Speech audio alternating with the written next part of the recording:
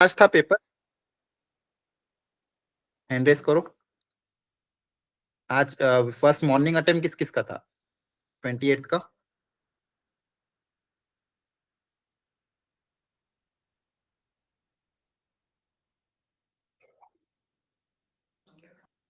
आप में से किसी का नहीं था? और इवनिंग शिफ्ट?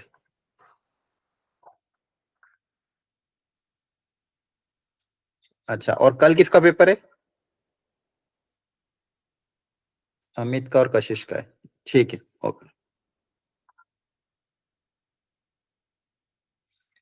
ठीक है, स्टार्ट करते हैं अपन। थोड़ा आज का पेपर टफ था, तीनों सेक्शन थोड़े टफ थे, खासकर फर्स्ट शिफ्ट वाला। तो आपको उससे डिमोटिवेट नहीं होना, या फिर ये नहीं सोचना कि पेपर टफ आता है या फिर कुछ। अब तक जो पेपर आया था आपने देखा होगा, इतने टफ नहीं आए थे। एक आधा शिफ्ट कभी कभी टफ आ ही जाता है, लेकिन अगेन उसमें ऐसा नहीं है कि बहुत नुकसान होगा। अगर कम क्वेश्चन भी अटेम्प्ट किए होंगे, सही अटेम्प्ट किए होंगे, तो आपको ओवरऑल परसेंटाइल आपका वैसा ही रहेगा। तो इनकेस कभी ऐसा हो जाए कि पेपर टफ आए, कुछ एक दो क्वेश्चन अगर आउट ऑफ सिलेबस भी आ जाए, तो हमें पैनिक नहीं होना, या फिर ये नहीं सोचना है कि ये क्या हो गया। ऐसे केसेस में जनरली जो स्कोर आता है नॉर्मलाइज करके आता है। अगर मान लो वो आउट ऑफ सिलेबस है, अगर एक आधा क्वेश्चन आ भी जाता है, तो अगर मान लो आपसे नहीं हुआ तो किसी और से भी नहीं होगा, तो वो उसका कुछ फर्क नहीं पड़ेगा क्वेश्चन का, राइट। तो कभी अगर ऐसा होता है, अगर आपसे पेपर का लेवल अगर लग रहा है टफ है, तो आप कम भी अटेम्प्ट करोगे, लेकिन जितने सही अटेम्प्ट करोगे वो मैटर करेगा। इन सब चीजों का आपको ध्यान रखना है। पेपर टफ भी आए या फिर कुछ भी हो, तो आपको घबराना नहीं है। ठीक है, चलो स्टार्ट करते हैं। एक क्वेश्चन पीएनसी का आया था, एक बार पढ़ो ध्यान से सब लोग।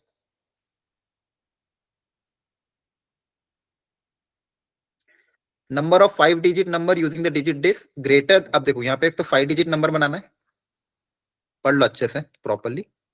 आप लोग बताना कैसे करेंगे। दो कंडीशन है। पहली कंडीशन क्या गिवन है? It should be greater than 50,000। वो 50,000 से ग्रेटर होना चाहिए। एंड सेकंड कंडीशन क्या गिवन है, पढ़ो। Sum of the first and the last digit is not greater than 8। तो पहली और आखिरी डिजिट का सम 8 से ज्यादा नहीं होना चाहिए। ये इस तरह से दो कंडीशन। अच्छा देखो, सुनना ध्यान, ये सब मेमोरी बेस्ड क्वेश्चन है, तो हो सकता है डेटा थोड़ा बहुत ऊपर नीचे हो। कुछ क्वेश्चन का डेटा हो सकता है अप डाउन हो। लगभग क्वेश्चन ऐसे आए थे, ये मेमोरी बेस्ड क्वेश्चन के हिसाब से डेटा है, ठीक है। तो अपन को कॉन्सेप्ट समझना कि कॉन्सेप्ट क्या अप्लाई करना है। हो सकता है क्वेश्चन में थोड़ा बहुत वेरिएशन आए, लेकिन कॉन्सेप्ट क्या होगा वो सोचना है।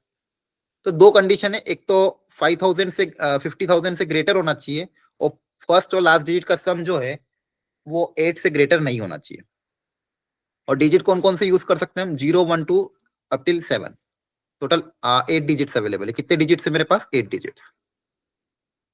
अच्छा, सबसे पहले बताओ, इन बीच वाले नंबर को भरने कितने तरीके होंगे, बताओ, बोलो। सर 5 तरीके होंगे क्या? नहीं नहीं, 5 के होंगे, पहले इनके बारे में सोचो ना। यहाँ पे तो कुछ भी आ सकता है ना, इनमें तो कोई कंडीशन ही नहीं है ना। Yes sir. कंडीशन मेरी फर्स्ट और लास्ट डिजिट पे है ना, क्योंकि मेरा 50,000 से ग्रेटर होना चाहिए, तो 50,000 से ग्रेटर के लिए फर्स्ट डिजिट पे कंडीशन है। और सम ऑफ लास्ट पे इन दो डिजिट का सम 8 से कम होना चाहिए। तो जो भी कंडीशन है फर्स्ट और लास्ट पे है, बीच वाले में तो कोई कंडीशन ही नहीं मेरे पास है ना। Yes sir. समझ पा रहे हो सब लोग? तो बीच वाले में तो हमारे पास कोई कंडीशन ही नहीं है, तो हम कुछ भी अप्लाई कर सकते हैं। तो बताओ क्या होगा। इसको भरने के कितने तरीके होंगे, बोलो। बाकी लोग भी आंसर करो। अंजलि, कन्हैया, अमर। सर इसमें एक डाउट ये है, जैसे इसने कहा है कि पहली और आखिरी डिजिट जो है उनका हम्म, सम ना से ज्यादा नहीं होना चाहिए। हाँ। कोई भी डिजिट आ गई, लेकिन हम्म, हमारे पास 8 डिजिट है, और 8 डिजिट में से अगर मेरी 2 डिजिट चली गई तो हम मेरे पास बचेंगे ना, 6 डिजिट बचेंगे ना। नहीं नहीं, यहाँ पे ऐसा थोड़ी कि रिपीटेशन अलाउड नहीं। आपको क्या बोला? 50,000 से ज्यादा होना, तो रिपीटेशन तो अलाउड है ना। हाँ। रिपीटेशन तो आप कर ही सकते हो। फिर तो 8 वेज हो जाएंगे मेरे पास। हाँ, 8 तरीके हो जाएंगे। रिपीट अपन जब भी ऐसा बोलते हैं number greater than 50,000, number less than 30,000, तो वहां पे हम ये थोड़ी बोलते कि रिपीटेशन अलाउड नहीं है। यहाँ पे जैसे यहाँ पे भी रिपीटेशन हो ही रहा है, तो यहाँ पे रिपीटेशन तो हो ही सकता है। तो यहाँ पे तो कितनी भी डिजिट आ सकती है। तो इसको भरने के 8 तरीके, इसको भरने के 8 तरीके, और इसको भी भरने के कितने तरीके होंगे? 8 तरीके, हाँ, है ना। Yes sir. Yes sir. ये क्लियर हुआ? सब लोग जवाब देते रहो ताकि जल्दी जल्दी होगा, अदरवाइज फिर छूट जाएगा। एक ही घंटे का टाइम है, ऑलरेडी हम लेट हो चुके हैं आज। अब देखो, एक चीज क्या बोली, 50,000 से ग्रेटर होना चाहिए। तो आपको पता है कि अगर नंबर ग्रेटर देन 50,000 चाहिए, तो फर्स्ट डिजिट में कौन कौन से डिजिट अलाउड है, बताओ। 5 to 8, 5, हाँ, और 5, 6, 7, 8, वेरी गुड, 5 से लेके 8 तक, सही बताया। 50,000 से ज्यादा होना चाहिए, तो यहाँ पे कौन कौन से नंबर अलाउड है? 5, 6, 7, 7, 5, 6 और 7, क्योंकि 8 तो है ही नहीं, है ना। तो सॉरी 5, सर। 6 और 7 ही अलाउड है। तो पहली डिजिट पे या तो 5 होगा या 6 होगा या 7 होगा, तो ये 3 केस बन सकते हैं। अब इसको अब लास्ट वाली के साथ करते हैं। अब अगली कंडीशन क्या है कि पहली और लास्ट वाली डिजिट का सम 8 से कम होना चाहिए। तो अगर मान लो फर्स्ट वाले पे 5 आ गया फॉर एग्जाम्पल, तो बताओ इस लास्ट वाले डिजिट पे क्या क्या नंबर अलाउड होंगे? इनका सम 8 से कम होना चाहिए। तो कौन कौन से नंबर अलाउड है? देखो बताओ, क्या 0 अलाउड है? दोनों का सम कितना हो जाएगा? यस क्या 1 अलाउड है? यस सर 5 + 1 6, 1 भी अलाउड है। क्या 2 अलाउड है? यस सर क्या 3 अलाउड है? यस सर नहीं नहीं, 3 कहां से हो जाएगा? ग्रेटर देन 8 नहीं होना चाहिए लास्ट डिजिट। अच्छा, नॉट ग्रेटर देन 8, हाँ 8 चलेगा क्या? यस सर चलेगा। क्या 4 अलाउड है? नो सर नहीं, 4 नहीं चलेगा, क्योंकि 5 प्लस अगर 4 लिख दिया लास्ट डिजिट पे, अगर मैंने 4 लिख दिया तो 5 + 4 9 हो जाएगा, तो 4 अलाउड नहीं है। तो यहां से कितने केस बने मेरे पास? 4 केस, है ना। अगर यहाँ पे 5 को फिक्स कर दिया तो इसके कितने केसेस बने? 4। क्लियर है ना। चलो छोड़ो यस सुना। सर अच्छा, अब मुझे बताओ, अगर मान लो फर्स्ट वाले पे 6 डिजिट फिक्स हो गया, मान लो पहली डिजिट पहला पे 6 नंबर आ गया, तो आखिरी में कौन कौन से अलाउड होंगे? जल्दी से बता दो। 0 1 2 0, 1 और 2, वेरी गुड। और लास्ट में अगर मान लो 7 आ गया, 0 1 0 और 1, वेरी गुड। तो आपके देखो बीच वाले को तो भरने के 8 × 8 × 8 तरीके। तो यहाँ पे अब कितने? अब देखो यहाँ पे तो ये फिक्स हो गया, तो ये 5 है, तो इस 5 के साथ कितने तरीके हो जाएंगे? 4, है ना। फिर इस 6 के साथ कितने तरीके हो जाएंगे? 3। 3 और इस 7 के साथ, ये 7 इसको भरने का एक तरीका है, 7 के साथ कितने तरीके हो जाएंगे? 2। तो टोटल कितने तरीके हो गए मेरे पास? 9 वेज, है ना। यस सर तो मतलब फर्स्ट और लास्ट डिजिट को भरने के 9 तरीके हैं। ये बात समझ में आ गई यहाँ तक? जैसे 50, 51, 52, 53, 60, 61, 62, 70, 71, पहली और आखिरी डिजिट को भरने के 9 तरीके हैं। और हर 9 तरीकों में बचे हुए 3 डिजिट को भरने के कितने तरीके होंगे? 8-8 तरीके होंगे, है ना। हर 9 तरीके में तो टोटल वेज कितने हो गए? टोटल वेज कितने हो जाएंगे? 9 × 8 × 8 × 8 × 8, ये तरीके। अब इसमें एक छोटा सा ट्विस्ट था कि आपको क्या बोला था? Greater than 50,000। अभी जितने तरीके आपने निकाले हैं, जैसे मान लो फर्स्ट डिजिट पे 5 आ गया, लास्ट डिजिट पे 0 आ गया, है ना। पहले पे 5 आ गया, 50,000 भी आएगा। हाँ 50,000, तो इसके अंदर एक 50,000 नंबर भी आएगा। तो वो यस वाला तो सर मुझे लेना नहीं है, तो वो मुझे एक क्या करना पड़ेगा? माइनस करना माइनस पड़ेगा। करना। बहुत बढ़िया। तो अब इससे जो भी आपका आंसर आएगा, आप वहां पे इंटीजर टाइप में जो भी आएगा वो पुट अप कर सकते हो। क्लियर हो गया यहाँ तक? यस सर है ना। थोड़ा सा अच्छा क्वेश्चन था ये, पेपर भी अच्छा था आज का एक्चुअली। तो यहाँ पे आपको प्रॉपर्ली कंडीशन देखनी थी कि बीच में तो कोई रिस्ट्रिक्शन नहीं है। पहले पे 50,000 से ग्रेटर होना, तो पहले के लिए ये 3 ऑप्शन आ गए, और इस हर 3 ऑप्शन के करस्पॉन्डिंग लास्ट वाले डिजिट के पास मेरे ये ऑप्शन आ जाएंगे, क्योंकि मेरे पास कंडीशन क्या है? Sum of the first and the last digit should not be greater than 8। 8 से ज्यादा नहीं होना चाहिए, 8 या 8 से कम चलेगा। तो ये आपका आंसर है। एक बार और इसको घर पे रिपीट ट्राई करना। अगला क्वेश्चन था, अगला भी देखो थोड़ा स्टैंडर्ड क्वेश्चन है, पहले एक दो बार जेई में आया हुआ है, थोड़ी सी वेराइटी चेंज करके। जब भी आपको ऐसा दिखे ना 2 की पावर x 2 की पावर x, यहाँ पे कोई भी कांस्टेंट के, तो इसकी एक बहुत अच्छी प्रॉपर्टी होती है। जैसे यहाँ पे k की जगह क्या दे दिया इन्होंने? √2 दे दिया। तो ये बहुत स्टैंडर्ड एक टर्म है। जब भी इस तरह के क्वेश्चन है, 2 की पावर x है, 3 की पावर x है, 4 की पावर x कैसे भी है, तो ऐसे क्वेश्चन में जनरली एक बहुत अच्छा पैटर्न क्या बनता है? अगर मैं इसमें x की जगह 1 - x रिप्लेस करूं, तो देखो क्या बनेगा यहाँ पे। जहां जहां भी x उसकी जगह 1 - x अगर आ जाएगा, तो क्या बन जाएगा ये? एक बार देखो, ठीक है। इसको सिंप्लीफाई करके देखते हैं, तो ये हो जाएगा 2/2 की पावर x, और यहाँ पे भी क्या आएगा? 2/2 की पावर x प्लस का √2। अगर आप एलसीएम वगैरह लोगे तो देखो ये 2 की पावर x नीचे चल जाएगा, ये 2 की पावर x इसके साथ मल्टीप्लाई हो जाएगा, तो 2/, यहाँ पे 2 प्लस √2 × 2 की पावर x, और जो एलसीएम वाला 2 की पावर x वो कैंसिल हो जाएगा। अब देखते इससे कुछ फायदा हो रहा है क्या। तो यहाँ पे क्या आया? 2 आ गया, और नीचे क्या आया? ये आ गया 2 प्लस √2 × 2 की पावर x। एक बार क्रॉस चेक कर लेना कैलकुलेशन, ठीक है। देखो ये 2 की पावर 1/x था ना, इसको हम क्या लिख सकते हैं? 2/2 की पावर x, और इसको भी हम क्या लिख सकते हैं? 2/2 की पावर x। अब एलसीएम लोगे तो ये आएगा, क्या यहाँ तक सबको समझ में आया? बोलो। Yes. ठीक है, अब एक बार इन दोनों को ऐड करके देखो। अगर मैं एफ एक्स और एफ ऑफ 1 माइनस एक्स को ऐड करता हूँ तो देखो क्या बनेगी कंडीशन, 2 की पावर एक्स अपॉन 2 की पावर एक्स प्लस रूट 2, ये तो यहाँ पे था ही सही, एफ एक्स और एफ, ये कितना आया 2 अपॉन, अब देखो इसमें एक्स्ट्रा में क्या है, रूट 2 अगर कॉमन ले लो मान लो तो ब्रैकेट में क्या बचेगा, 2 की पावर एक्स प्लस रूट 2, ये बचेगा, इसमें से रूट 2 कॉमन ले लोगे तो। अब यहाँ पे जब आप एलसीएम लोगे तो एलसीएम क्या आएगा, रूट 2 2 की पावर एक्स प्लस रूट 2, ये एलसीएम आ जाएगा, और यहाँ पे रूट 2 से मल्टीप्लाई करोगे तो रूट 2 इंटू 2 की पावर एक्स प्लस का 2। तो अब देखो ये ऊपर और नीचे सेम टर्म है ना, ऊपर और नीचे क्या है सेम टर्म, तो कैंसिल आउट होकर कितना आ जाएगा 1, आप करके देख लेना। तो जब भी ये बहुत स्टैंडर्ड टर्म है, एक बार पहले जी भी जेई में आया हुआ था कि 2 की पावर एक्स 2 की पावर एक्स ऐसा टर्म जब भी दिखे तो इन दोनों का एडिशन आपका 1 आता है, ये मैंने आपको करके दिखाया। तो ये यही प्रॉपर्टी थी इस क्वेश्चन, अगर ये प्रॉपर्टी पता होगी तो क्वेश्चन हो जाएगा, अदरवाइज अगर ये प्रॉपर्टी नहीं पता तो आप ऐसे क्वेश्चन को आप छोड़ सकते हो एग्जाम, इस पर टाइम वेस्ट नहीं करना है। ठीक है, अगर ये प्रॉपर्टी अगली बार कभी ऐसी प्रॉपर्टी आती है तो ध्यान रखना कि F x plus F O 1 by X इनका सम कितना आ रहा है, 1 आ रहा है। अब यहाँ पे देखो, यहाँ पे अब आपका पैटर्न बनेगा, अब आपको जो पूछा गया है ना उसको ध्यान से देखो, आपको क्या पूछा गया, एफ ऑफ के अपॉन 82, के की वैल्यू कहां से कहां तक है, 1 से लेके 81 तक, समेशन है, एक एक करके वैल्यू पुटअप करोगे। सबसे पहले के की वैल्यू रखी 1 तो क्या आएगा 1 अपॉन 82, फिर रखोगे के की वैल्यू 2 तो 2 अपॉन 82, फिर रखोगे 3 तो 3 अपॉन 82। ठीक है, ऐसा करते जाओगे और लास्ट में डिजिट क्या क्या आएगी, जैसे मान लो रखा 79 तो 79 अपॉन 82, फिर रखोगे 80 तो 80 अपॉन 82, और लास्ट वाला क्या आ जाएगा 81 अपॉन 82। अब देखो एफ एक्स और एफ ओ 1 माइनस एक्स का सम 1 है। अब यहाँ पे आपको पैटर्न अपने आप दिखेगा, देखो यहाँ पे ये मान लो एक्स है तो ये क्या है, इसी का 1 में से डिफरेंस है यस सर। है ना, ये अगर एक्स है तो ये क्या है 1 माइनस एक्स, ये अगर एक्स है तो ये उसका 1 माइनस एक्स है, तो इसका और इसका सम कितना आ जाएगा 1 आ जाएगा है ना, इसका और इसका सम कितना आ जाएगा 1, क्योंकि ये एफ एक्स और ये एफ ओ 1 माइनस एक्स है। अगेन इसका और इसका सम भी कितना आ जाएगा 1। क्या आपको बात समझ में आ रही है? Yes, sir. इस तरह से पैटर्न बनता जाएगा।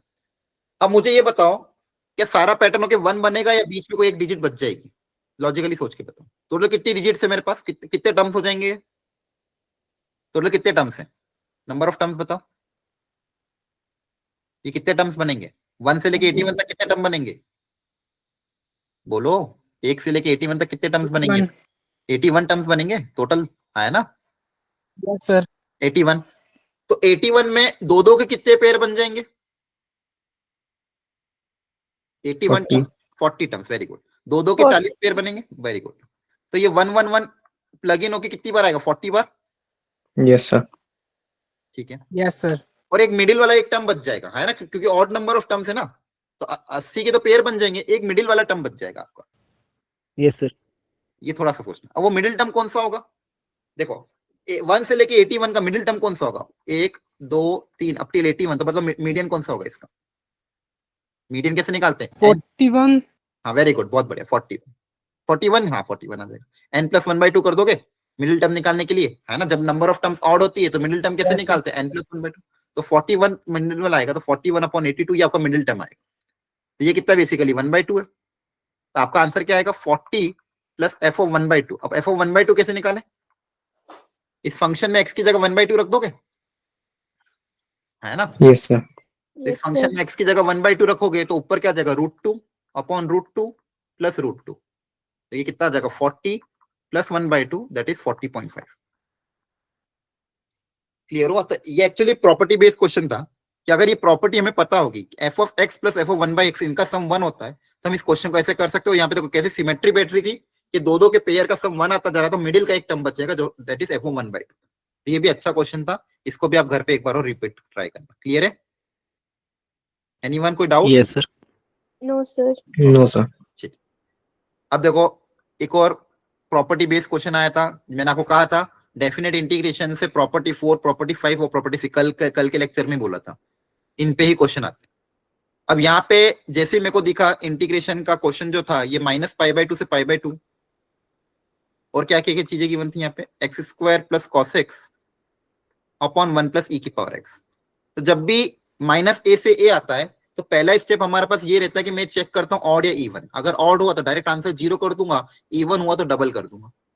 लेकिन यहाँ पे यस सर। अगर देखेंगे कि x की जगह माइनस एक्स रिप्लेस करके देखूंगा तो यहाँ पे फंक्शन ही पूरा, क्योंकि ये तो चलो ठीक है, इनमें तो कुछ दिक्कत नहीं है, लेकिन नीचे में e की पावर माइनस एक्स बनेगा और वापस e की पावर x ऊपर चल जाएगा। तो ये नाइदर ऑड नॉर इवन है, ये इवन भी नहीं है और ऑड भी नहीं है। तो अगर मान लो इवन ऑड नहीं है तो मैंने आपको क्या बोला था कल कि हमेशा सबसे पहले कौन सी प्रॉपर्टी चेक करते हैं, फोर्थ। प्रॉपर्टी 4। तो प्रॉपर्टी 4 अप्लाई कर देते हैं। तो प्रॉपर्टी 4 जब अप्लाई करोगे तो a plus B minus X, तो x की जगह क्या रिप्लेस हो जाएगा, माइनस एक्स हो जाएगा, जहां जहां भी x उसकी जगह माइनस एक्स आ जाएगा, हाँ है ना।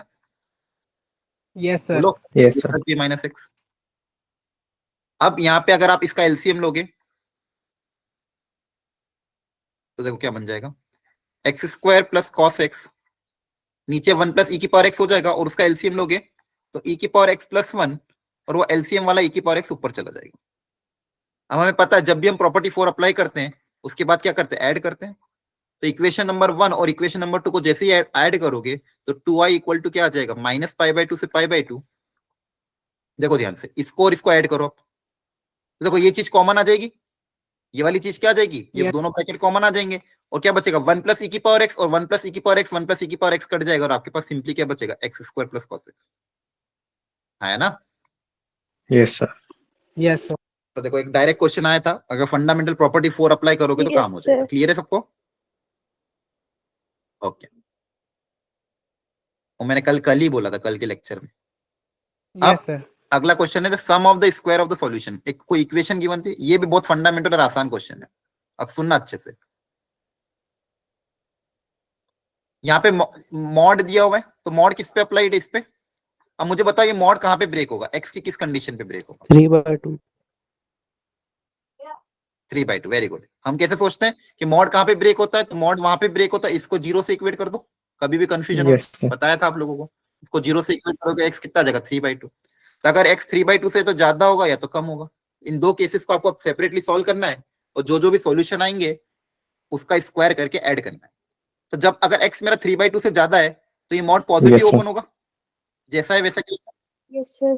जैसा है वैसा के वैसा ओपन हो जाएगा। और x की वैल्यू अगर 3/2 से कम है तो ये जो मॉड है ये नेगेटिव टाइम्स ओपन होगा। अब देखो मेरे पास क्वाड्रेटिक है, तो यहां से x की 2 वैल्यू आएगी, तो मुझे चेक करना है ये और ये कॉमन आ रहे हैं, मतलब इन दोनों का क्या लेंगे आपस में, इंटरसेक्शन, है ना।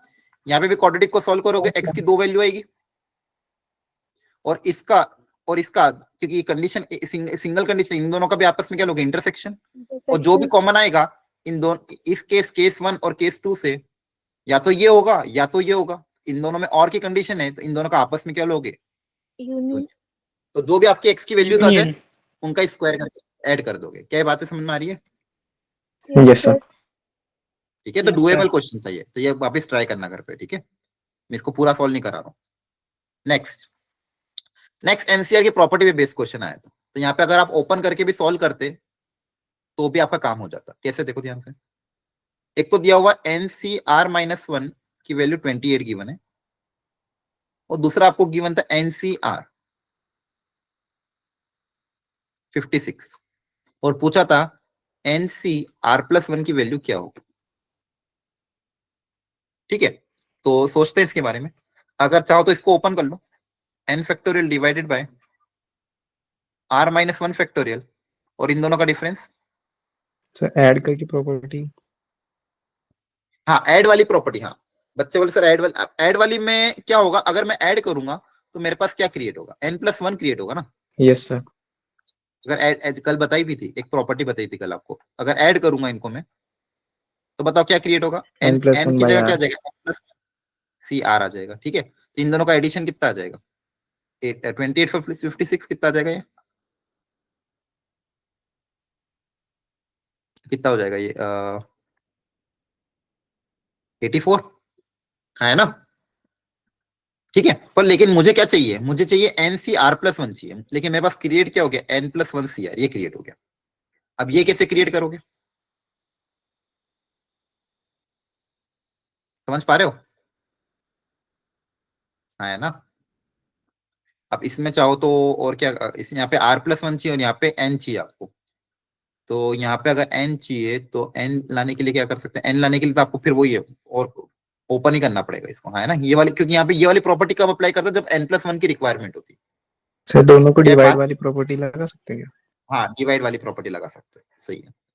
आपको समझ में आया, एडिशन से कुछ फायदा नहीं हो रहा है, एडिशन Yes, वाली sir. प्रॉपर्टी से फायदा नहीं हो रहा है, तो आप या तो डिवाइड वाली प्रॉपर्टी लगा दो, और डिवाइड वाला फॉर्मूला भूल जाओ तो ओपन कर देना, NCR अपॉन NCR+1, इसको सिंप्लीफाई करके देख लो, r-1 सॉरी, उससे आपको एक रिलेशन मिल जाएगा। ये आपको हो जाएगा 56/28, ठीक है।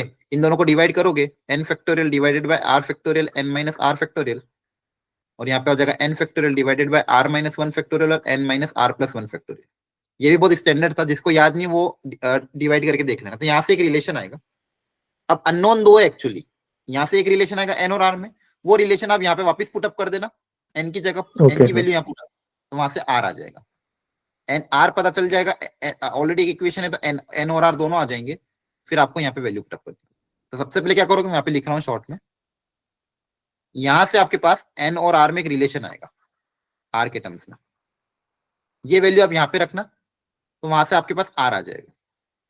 r पता है तो r की मदद से n आ जाएगा, और n और r पता है, हम ये निकाल सकते हैं आसानी से। क्लियर है? Yes, sir. Yes, थोड़ी sir. कैलकुलेशन होगी, कर लेना ट्राई, क्योंकि मुझे बाकी क्वेश्चन भी डिस्कस करने हैं, इसलिए हम पूरा डिटेल में सॉल्व नहीं करूंगा। अगेन एक और क्वेश्चन आया था, दिखने में थोड़ा अजीब था लेकिन टफ नहीं था, इसको अगर आप प्रॉपर्ली ड्रॉ करोगे ना तो दिख जाएगा आपको। देखो ध्यान से क्या बोला गया, पहले Z1 के बारे में सोचते हैं। दो कॉम्प्लेक्स नंबर है Z1 एंड Z2, तो मैं एक बार प्लॉट करता हूं दोनों को। Z1 के बारे में क्या बोला गया है, √3 + √2 आयोटा, तो फर्स्ट क्वाड्रेंट में ये कहीं ना कहीं √3 + 2 √2 मान लो यहाँ पे कहीं होगा, तो ये Z1 है, तो ये मेरा Z1 कॉम्प्लेक्स है मान लो।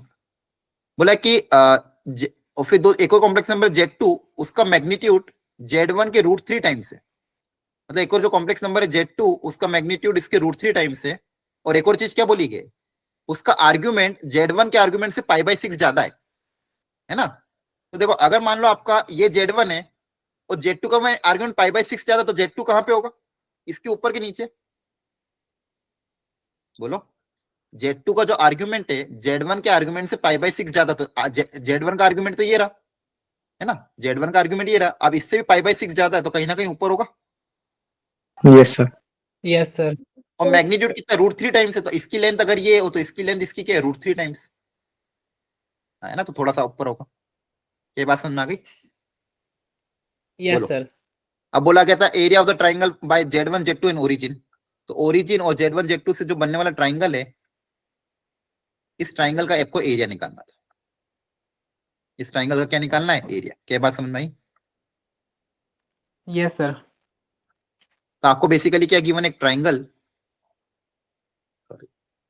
अब देखो एरिया ऑफ ट्राइंगल निकालने के अलग अलग तरीके होते हैं, या तो ट्राइंगल राइट एंगल हो तो हाफ बेस इनटू हाइट कर सकते हैं। अब यहाँ पे दोनों साइड्स के बीच में एंगल पता है, तो एक फंडामेंटल कॉन्सेप्ट अगर आपको याद हो, बेसिक मैथ में पढ़ाया जाता है, एक ट्राइंगल मान लो ABC, किसी दो साइड के बीच में एंगल पता है मान लो, और आपको साइड्स पता है, मान लो ये साइड है C लेंथ, ये साइड है मान लो B लेंथ की, ये साइड है मान लो A लेंथ की। तो अगर आपको इंक्लूडेड एंगल पता है और साइड की लेंथ पता है, तो आप इसका एरिया बता सकते हो क्या, half product of the side into cos of the angle. ठीक है, तो ये एरिया ऑफ ट्राइंगल होता है। ठीक है, तो इसको निकालने का देखो क्या क्या है, एरिया ऑफ ट्राइंगल निकालने का तरीका क्या है, half BC into cos A, या फिर आप लिख सकते हो half AC into cos B, या फिर आप लिख सकते हो half AB into cos A। ये अलग अलग तरीके। अगर मान लो किसी भी दो साइड की लेंथ पता और इंक्लूडेड एंगल पता, तो आप एरिया ऑफ ट्राइंगल ऐसे निकाल सकते हो। ये 10th में भी कभी एक दो फॉर्मूले में आता था, जब आप सॉल्यूशन वो करते थे चैप्टर एरिया ऑफ निकालने वाला। तो आपको पता, देखो ये साइड पता है ऑलरेडी, इसकी लेंथ पता है, Z1 का मैग्नीट्यूड क्या हो जाएगा, √A² + B², हाँ है ना। Yes, sir. इसका मैग्नीट्यूड Yes, पता है, इसका sir. मैग्नीट्यूड पता है, दोनों के बीच में एंगल पता है, वैल्यू पुटअप करके आंसर निकाल लोगे। Yes sir. क्लियर है? ओके, तो यहाँ पे बस ये एरिया Yes, ऑफ ट्राइंगल का छोटा कॉन्सेप्ट यूज हुआ था कि half product of the side into cos of the angle between them. Next, एक ये दिया था रिलेशन, पूछा था ये रिफ्लेक्सिव, सिमेट्रिक, ट्रांजिटिव या इक्विवेलेंस क्या होगा, ऐसे 4 ऑप्शन थे। तो देखो बहुत अच्छा और बहुत आसान क्वेश्चन आ गया। रिलेशन आर कैसे डिफाइन है, एक्स और वाई इस तरह से आपको लेने हैं ताकि उनका सम इवन आए, ऐसे एक्स और वाई की पेयरिंग लेनी ताकि उनका सम इवन आए। एंड एक्स कॉमा वाई जो है वो कहां से लेना है आपको, सेट इंटीजर से। एक्स कॉमा वाई कैसे होना चाहिए, इंटीजर। तो सबसे पहले हम चेक कर लेते हैं रिफ्लेक्सिव। तो बताओ रिफ्लेक्सिव होगा या नहीं होगा, बताओ बताओ रिफ्लेक्सिव होगा या नहीं होगा। अगर इनपुट आउटपुट सेम हो तो क्या इवन नंबर आएगा या नहीं आएगा, यस सर आएगा। आएगा। रिफ्लेक्सिव कैसे चेक करते हैं, जब दोनों इनपुट आउटपुट सेम हो जाए, एक्स कॉमा एक्स है ना। Yes yes sir. सर आप एलएचएस पार्ट देख लो ना, इसमें टफ थोड़ी कुछ। एक्स प्लस एक्स हो जाएगा, एक्स प्लस एक्स क्या है 2x, तो क्या इवन है यस सर। हमेशा पेयरिंग वाले नंबर चाहे कोई भी दो नंबर अगर सेम है उनका सम तो हमेशा ही इवन आएगा ना। 2 2 ले लो, 3 3 ले लो, 4 4 ले लो, दोनों को ऐड करने पे हमेशा क्या आएगा, इवन ही आएगा। तो देयरफॉर क्या हो जाएगा, रिफ्लेक्सिव। क्लियर है। अब बताओ सेकंड सिमेट्रिक है या नहीं सर है सिंपल है वो तो। अगर x प्लस वाई आपका इवन है तो y प्लस एक्स भी तो इवन ही होगा, यस सर है ना। यस मतलब सर। अगर x comma Y belongs to r है, इससे आसान क्वेश्चन क्या आता, और y कॉमा एक्स भी तो r को ही बिलोंग करेगा, मतलब ये क्या है, सिमेट्रिक भी है ना, है कि नहीं है। Yes sir. यस सर अब थर्ड बता दो ट्रांजिटिव। तो ट्रांजिटिव के लिए क्या गिवन डेटा, अगर मान लो अपन अज्यूम कर लेते हैं एक्स प्लस वाई इवन है और वाई प्लस जेड भी क्या माना इवन, तो मुझे चेक करना है एक्स प्लस जेड इवन होगा कि नहीं होगा, तो बताओ होगा कि नहीं होगा, ये गिवन कंडीशन है। तो क्या कर, इन दोनों को ऐड कर दूं, होगा है ना। इन दोनों को ऐड करोगे तो क्या आएगा, X plus 2y plus Z equal to even plus even, तो इवन ही होता है। Yes sir yes sir 2y उधर जाके माइनस हो जाएगा, तो X plus Z equal to even minus 2y। अब ये भी तो इवन ही है, yes sir yes 2y sir भी इवन में से इवन माइनस करोगे तो वापस इवन आएगा, तो एक्स प्लस जेड भी इवन आ रहा है, मतलब ट्रांजिटिव भी है, रिफ्लेक्सिव भी है, सिमेट्रिक भी है, ट्रांजिटिव, मतलब ये क्या हो जाएगा, इक्विवेलेंस, है ना। Yes sir. Yes okay sir previous question लिखाएगा बस।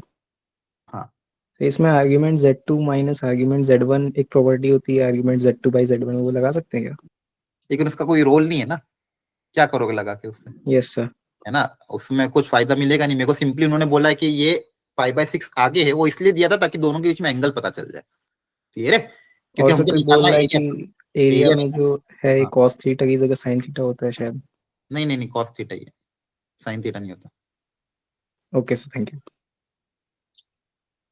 ठीक है, एक बार वो क्रॉस चेक कर लेना आप, मेरे हिसाब से तो कॉस थीटा ही था। ठीक, क्लियर हो गया यहाँ तक। Yes yes sir. सर अब ये क्वेश्चन थोड़ा सा अच्छा था, एक parabola y square equal to 4x,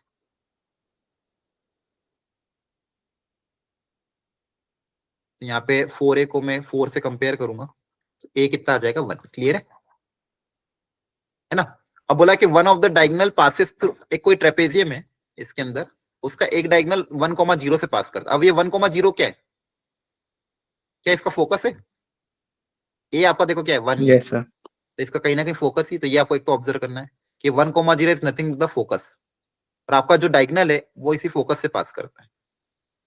अब इस पे ट्रेपेजियम ड्रॉ कर देते हैं, ट्रेपेजियम आपका कैसे दिखेगा,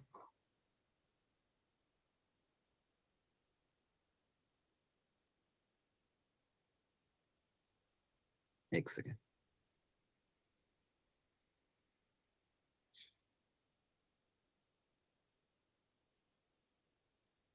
ठीक है। मान लो ये ए, ये बी, ये सी, ये डी,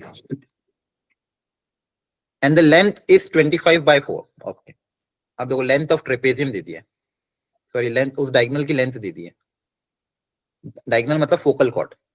तो आपको मैंने पढ़ाया था क्लास में, लिखाया भी आपके फॉर्मूले, लेंथ ऑफ फोकल कॉर्ड का फॉर्मूला याद कराया था, बताओ टी के टर्म्स में था,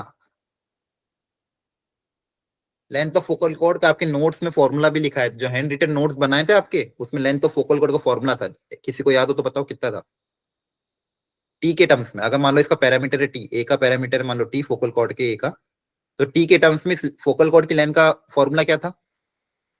80 स्क्वायर और 280। नहीं नहीं, वो तो पैरामेट्रिक कोऑर्डिनेट होता है, वो तो ए का पैरामेट्रिक कोऑर्डिनेट हो जाएगा, ए का कोऑर्डिनेट। इसका लेंथ टी के टर्म्स में लेंथ का फॉर्मूला था। एक तो अगर अल्फा एंगल गिवन हो तो 4a cosec स्क्वायर अल्फा होता है ना? कुछ याद है कि नहीं? अगर ये एंगल अल्फा हो तो length of the focal cord का एक फॉर्मूला क्या था? 4a cosec square alpha. और अगर मान लो अल्फा नहीं गिवन हो तो एक फॉर्मूला होता है a t प्लस 1/t का होल स्क्वायर। ये था, ठीक है? अपने नोट्स खोल के देखना, गिवन है formula a t plus 1/t का होल स्क्वायर, जहां पे a क्या है? जो फोकल कॉर्ड के एक एंड पॉइंट का पैरामीटर। अब a क्वेश्चन में 1 है, सॉरी t ये रहा, तो t प्लस 1/t का होल स्क्वायर इक्वल टू 25/4। अब यहां से एक बाइक्वाड्रेटिक इक्वेशन बनेगी, एलसीएम लोगे आप तो T square plus 1 equal to 25 T square और 4 मान लो इधर आ जाएगा। तो यहां से एक बाइक्वाड्रेटिक इक्वेशन बनेगी। टी स्क्वायर को मान लो अपन कुछ मान लेते हैं फिलहाल के लिए, तो इक्वेशन क्या बनेगी? 4, यहाँ बनेगा p प्लस 1 का whole square equal to 25p। तो यहाँ से p की अब दो वैल्यू, मतलब t की 4 वैल्यू आएगी, ये समझ पा रहे हो? p में क्वाड्रेटिक Yes, आएगी, sir. p में क्वाड्रेटिक आएगी, वो p के है टी स्क्वायर के बराबर, तो यहाँ से t की 4 वैल्यू आएगी। t की कितनी वैल्यू आएगी? 4। वो 4 वैल्यू क्या रिप्रेजेंट करेगी? एक तो ये पॉइंट, और दूसरा कौन सा होगा? इस डायगोनल के अपोजिट वाला पॉइंट। जैसे एक तो मान लो T1 हो गया फॉर एग्जांपल, एक T1 आपने इसको ले लिया, Yes, sir. तो दूसरा ये फोकल कॉर्ड का एंड पॉइंट है, तो फोकल कॉर्ड का एंड पॉइंट भी निकाल सकते हो, 1/T1 हो जाएगा, है ना? और बच्चे भी दोनों कौन से होंगे? ये दोनों। मतलब ये अगर मान लो T1 है तो T1 T2 -1 होता है, तो ये कितना हो जाएगा? -1/T1, है ना? तो इसमें से एक आपका आएगा मान लो 2, तो दूसरा एक आधा क्या हो जाएगा? -1/2। फिर बच्चे में दो भी क्या हो जाएंगे? ये और ये। तो आपको चारों मिल जाएंगे parameter, T1 T2 T3 T4। आपको बस देखना है कि कौन सा किसके बराबर हो, T1 कौन सा होगा, T2 कौन सा होगा, T3। बस आपको क्या ध्यान रखना है कि ये दोनों जो अपोजिट हैं इनका प्रोडक्ट -1 होना चाहिए, क्योंकि आपको मैंने बताया था फोकल कॉर्ड के एंड पॉइंट का प्रोडक्ट भी कितना होता है? -1। आपके पास चारों पॉइंट आ जाएंगे, तो T पता है तो ये पैरामेट्रिक कोऑर्डिनेट भी आ जाएंगे, 80 स्क्वायर 280, Yes, sir. है ना? ये चारों पॉइंट से कोऑर्डिनेट आ जाएंगे। अब लेंथ, एरिया ऑफ ट्रेपेजियम क्या होता है? Half sum of parallel side into height. Yes, sir. Area of trapezium, आपको चारों कोऑर्डिनेट्स पता तो लेंथ निकाल लेना। हाफ थोड़ा लेंथी जाएगा, लेकिन अगर कॉन्सेप्ट पता तो डुएबल, 4 मिनट में हो जाएगा। Sum of parallel sides into height, ये चारों कोऑर्डिनेट्स आ जाएंगे, फिर पैरेलल साइड की लेंथ और हाइट निकाल के मल्टीप्लाई करके एरिया निकाल। तो यहाँ पे देखो दो फॉर्मूले यूज हुए हैं, एक तो लेंथ ऑफ फोकल कॉर्ड और दूसरा फोकल कॉर्ड के एंड पैरामीटर। ये दो चीज आपको नोट्स में लिखवाई हुई है और ये पता भी होनी चाहिए। क्लियर है सबको? अब देखो Yes, इमेज वाला sir. कल चिल्ला चिल्ला के बोला था, कल के लेक्चर में बोला था, और आज आ गया, देखो है ना? Yes, sir. दिखाया है इमेज वाला क्वेश्चन। पॉइंट गिवन है 4,4,3, लाइन की इक्वेशन गिवन है और इसकी इमेज निकालनी है। तो आपको ऑलरेडी पता है, सबसे पहले फुट ऑफ परपेंडिकुलर निकालोगे, है ना? Yes, sir. Yes, sir. सबसे पहले फटाफट शॉर्ट में बता रहा हूँ, सबसे पहले ये मान लो P है, Q पता कर लेना। Q कैसे पता करोगे? लैम्डा के टर्म्स में पहले Q लिख दोगे, है ना? Yes, sir. अब लैम्डा निकालने के लिए PQ vector dot B vector, इसका जो पैरेलल वेक्टर है दोनों के बीच में एंगल 90 डिग्री होगा, तो B वेक्टर का डॉट 0 कर दोगे। B वेक्टर क्या है? 2i कैप प्लस j के प्लस 3k कैप। यहाँ से आपके पास लैम्डा आ जाएगा, लैम्डा आ जाएगा मतलब Q आ जाएगा, फिर मिड पॉइंट फॉर्मूला अप्लाई करके R निकाल लेना। क्लियर है? बोलो। Yes, sir. ओके। सर्कल का एक क्वेश्चन अगेन देखो, टचिंग द एक्स एक्सिस। मैंने कहा था सर्कल के क्वेश्चन है, डायग्राम बनाओ और एक्स एक्सिस को टच कर रहा है, वाई एक्सिस को टच कर रहा है, उसके लिए बहुत अच्छे अच्छे कॉन्सेप्ट मतलब आपको डायग्राम सिखा रखे हैं। क्या बोल रहा है? A circle touching x axis at a,0 and the y intercept is b। तो सबसे पहले प्रॉपर्ली डायग्राम बनाओ। एक्स एक्सिस को a,0 पे टच कर रहा है और y इंटरसेप्ट मतलब y को इंटरसेक्ट कर रहा होगा। डायग्राम अगर अच्छे से बनाओगे, वो जो मैंने क्लास में सिखाया है उससे जाओगे तो कभी गलती नहीं होगी। ये पॉइंट आपका a,0, तो जब मैंने ये बताया था आपको, अगर a,0 पे टच करा तो बताओ सेंटर कहां पे आएगा? सेंटर का कोऑर्डिनेट क्या होगा? अगर x को a,0 पे टच कर रहा है तो सेंटर का कोऑर्डिनेट क्या होगा? अगर रेडियस r है सर्कल की तो बोलो, बताया था कि नहीं क्लास में? अगर x एक्सिस को a,0 पे टच करता है तो सेंटर का कोऑर्डिनेट क्या होगा? A comma R. a,r। कैसे भूल रहे हो आप लोग? नहीं बस सिखाया था आपको, ये a हो जाएगा और ये r हो जाएगा ना। अरे Yes हाँ sir. है ना, तो फिर ये तो पता होना चाहिए। ये डायग्राम भी बनाए आपके नोट्स में। जब भी x को टच करता है a पे तो सेंटर का कोऑर्डिनेट क्या लोगे? a,r। अगर y पे टच करेगा तो r, a, ऐसा लेना है।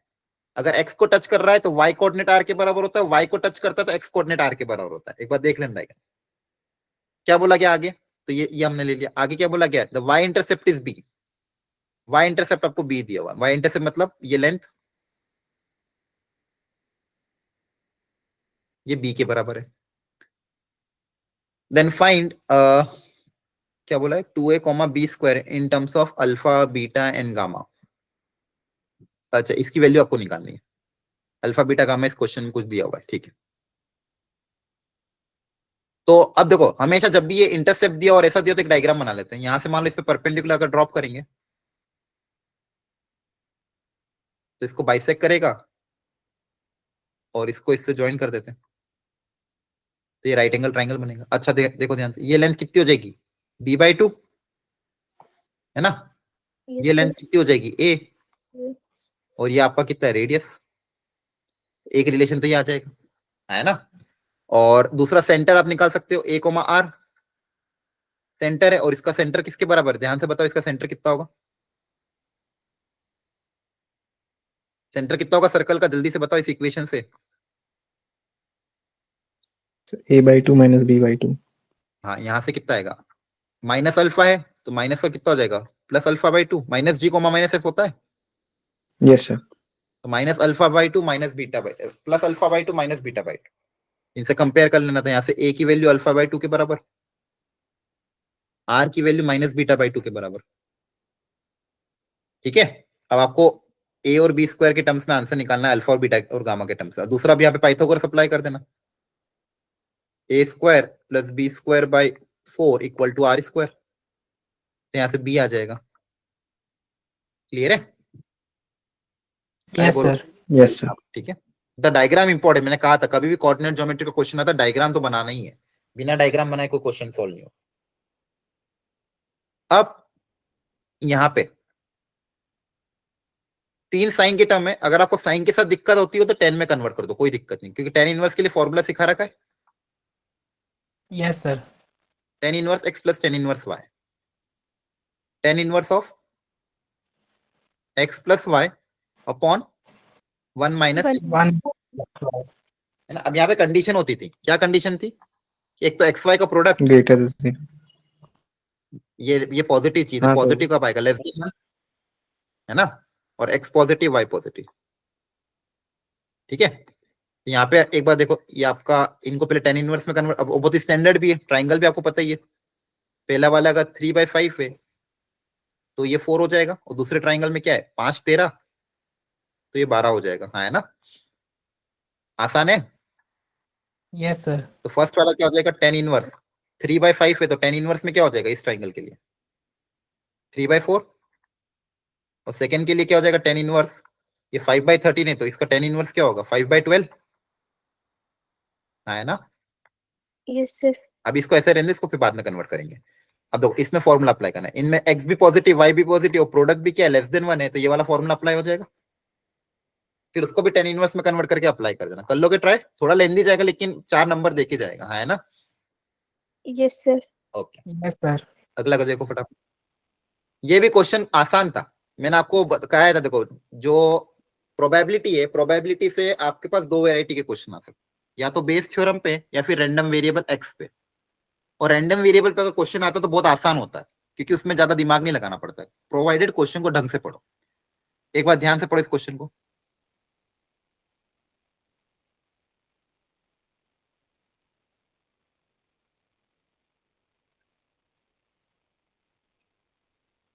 पढ़ो सब लोग ध्यान से। एक बैग है जिसके अंदर 7 गुड और 3 रोटन क्या है? ऑरेंजेस है। टोटल 10 ऑरेंजेस है जिसमें 7 अच्छे हैं, 3 खराब हो गए। इसमें से 2 निकाले गए, 2 ऑरेंज निकाले गए, है ना। मान लो 2 ऑरेंज निकाला आपने। अब बोला है कि are randomly selected, then the variance, किसका वेरिएंस निकालना है, ध्यान से पढ़ो, ऑरेंज बीइंग रोटन, इसका वेरिएंस निकालना है। तो वेरिएंस अगर पूछा तो सबसे पहले रैंडम वेरिएबल डिफाइन करना पड़ेगा x, है ना। Yes sir. और किसका पूछा कि ऑरेंज बीइंग रोटन मतलब नंबर ऑफ रोटन ऑरेंजेस, है ना, जिसका वेरिएंस निकालना उसी को तो रैंडम वेरिएबल डिफाइन करोगे। तो ये इंपॉर्टेंट स्टेप थी कि इसका वेरिएंस निकालना तो इसको नंबर ऑफ रोटन ऑरेंजेस। तो क्वेश्चन कैसे पढ़ के आपको ये जज करना है। अब इसकी टेबल बना लेते हैं। अब मुझे ध्यान से बताओ क्वेश्चन के हिसाब से x की पॉसिबल वैल्यू क्या क्या होगी, सोच समझ के। 2 ऑरेंज निकाले और x मतलब क्या, नंबर ऑफ रोटन ऑरेंजेस। तो कितने खराब ऑरेंजेस हो सकते हैं अगर आपने 2 ऑरेंजेस निकाला है। तो x की पॉसिबल वैल्यू क्या क्या होगी, जल्दी बताओ। 0, 1 and 2। हाँ, या तो मान लो दो कोई भी खराब ऑरेंज ना हो, दोनों के दोनों अच्छे हो, या फिर हो सकता है एक खराब हो, या फिर हो सकता है दोनों खराब हो, है ना। सिंपल भाषा में समझ में आ रहा है कि नहीं आ रहा है। Yes sir. Yes, sir. ठीक है। अब सबकी प्रोबेबिलिटी निकालनी पड़ेगी। तो अगर मान लो x इक्वल टू 0 के बारे में सोचते हैं, इसकी प्रोबेबिलिटी क्या होगी। x इक्वल टू 0 का मतलब क्या है कि दोनों के दोनों अच्छे निकल जाए, यस सर। दोनों के दोनों ऑरेंजेस क्या निकल जाए, अच्छे निकल जाए। तो क्या बोला, bag contain this 2 oranges are chosen randomly, find the probability that is. अब दोनों के दोनों अच्छे ऑरेंजेस निकले, इसकी प्रोबेबिलिटी क्या होगी बताओ। देखो इसमें क्या है, 7/9, एक के बाद एक। 6/9। तो सबसे पहले नहीं ऐसे नहीं सोचना है, एक ऑरेंज नहीं निकाला है, 2 निकाला है ना। तो सबसे पहले बताओ दोनों अच्छे आने की फेवरेबल आउटकम कितने कि दोनों अच्छे हों। आपके पास 7 तरह के अच्छे ऑरेंजेस हैं, 3 तरह के खराब हैं, तो 2 अच्छे ऑरेंज की फेवरेबल आउटकम क्या होंगे। जैसे मान लो इनको नाम दे दो अगर आपको कंफ्यूजन हो। 7 अच्छे हैं ना, तो G1, G2, G7। अब इसमें से 2 अच्छे निकल जाए तो फेवरेबल कितने हो जाएंगे, 7C2, यस सर। और टोटल कितने हो जाएंगे, 10C2, 10 सीट। है ना। टोटल कितने हो जाएंगे 10 से, तो फेवरेबल कितने, 7C2, क्योंकि उन 7 में से मुझे 2 सिलेक्ट करने। x इक्वल टू 1 का जब सोचेंगे तो इसमें बोला कि एक खराब निकले और एक अच्छा निकले। तो अब उसमें पॉसिबिलिटी 2 हो सकती है कि हो सकता है पहला वाला रोटन निकल जाए और दूसरा वाला अच्छा, या फिर पहला वाला अच्छा निकल जाए और दूसरा वाला खराब निकल जाए, है ना। क्लियर है। Yes sir. तो अब यहाँ पे क्या करना है, अगेन सेम, एक अच्छा एक खराब की प्रोबेबिलिटी क्या होगी, अच्छे की प्रोबेबिलिटी खराब निकलना है तो 3C1 इंटू 7C1, और टोटल तो कितना होगा 10C2, प्लस यहाँ पे भी सेम 3C1 मतलब 7C1 into 3C1 upon 10C2। Clear हो गया, इन दोनों का ऐड कर दोगे। फिर third, probability for x equal to 2, x equal to 2 मतलब दोनों के दोनों खराब, है ना। इसका क्या हो जाएगा, yes sir. 3C2 upon 10C2, या की प्रोबेबिलिटी आ गई। अब वेरिएंस का फॉर्मूला याद होना चाहिए, मैं फॉर्मूला लिखवा रहा हूं, ध्यान से बताना, याद हो किसी को तो। वेरिएंस का फॉर्मूला, प्रोबेबिलिटी में वेरिएंस का फॉर्मूला बताया था, ई of x square minus E of x का होल स्क्वायर, है ना। ई ऑफ एक्स स्क्वायर मतलब क्या है, ई एक्स मतलब क्या था, मीन था ना। ई एक्स मतलब क्या था, मीन। मीन कैसे निकालते थे, एक्स आई इंटू पी आई। ई एक्स क्या यस होता था, सर। आपका मीन होता था। सब भूल गए हो तो एक बार देख लेना, summation x I P I. E x मतलब क्या होता था, मीन। मीन कैसे निकालते थे, एक्स आई को पी आई से मल्टीप्लाई करते थे। और ई ऑफ एक्स स्क्वायर मतलब x square into p i. इन दोनों की वैल्यू पुटअप करोगे तो आपका वेरिएंस है। Is it clear. Yes sir, clear yes sir. Sir. ठीक है। एक एरिया अंडर कर्व का क्वेश्चन आया था, उसमें अगेन देखो कल बताया था मैंने, एक पैराबोला और एक स्ट्रेट लाइन दी उन्हें। ठीक है, तो आपको डायग्राम ड्रॉ करना पड़ता, 3 चीजें हैं यहाँ पे, ये और ये तीनों को ड्रॉ करके देखना पड़ेगा कि कौन सा region of the inequality satisfy कर रहा है।